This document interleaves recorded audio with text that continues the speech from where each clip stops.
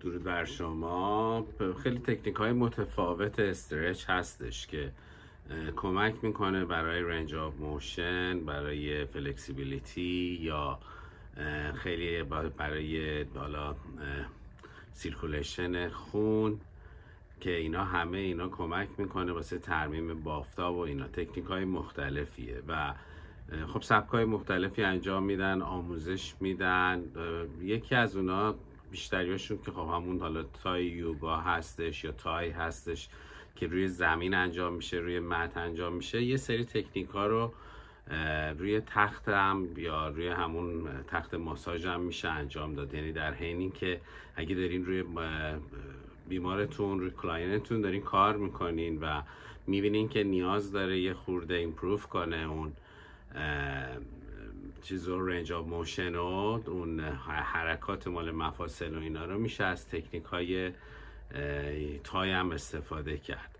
از یه طرف هم خب تای خارج از اون بحث کشش هایی که انجام میده روی اون مریدین هایی که توی بدن هست، کانال هایی که توی بدن هست، رو اونا هم فعالیت میکنه. یعنی شروع میکنه یه سری کارهای پرشر انجام دادن رو اونا که توی یه سری از بحثایی که حالا توی تکنیک های مختلف استرچ هست، این رو مریدین ها کار نمیکنن، فقط روی رنج آف موشن کار میکنن. میگم دیگه تکنیک های مختلفیه. من یه دونه از اونایی که حالا به یه نحوی بیسیک، اونقدر حالا چیز نیست، نه اینکه بیسیک باشه، اینجا آموزش میدن توی امریکا که بهش تای تیبل ماساژ میگن. یعنی تکنیک تای که روی تخت ماساژ انجام میشه.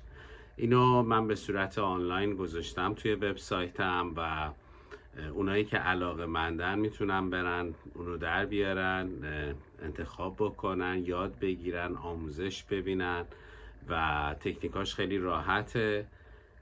تمام اینفورمیشن هایی که راجبش گفتم، سابجکت هایی که راجبش گفتم، اون فهرستا رو حالا همه رو توی کپشن میذارم، روی کلیپ های دیگه هم میذارم که میتونین برین توی وبسایت هم که آدرسش هم تو بایو هستش خرید بکنین. و همونجور هم که قول داده بودم که هر 2 ماهی اگه وقت کنم، چون سرم خیلی شلوغه، هر 2 ماهی وقت کنم یه دوره جدیدی که دارن توی امریکا و کانادا و اروپا آموزش میدن و اونا رو من به صورت فارسی در میارم و اینا رو توی وبسایتم برای شما عزیزان قرار میدم.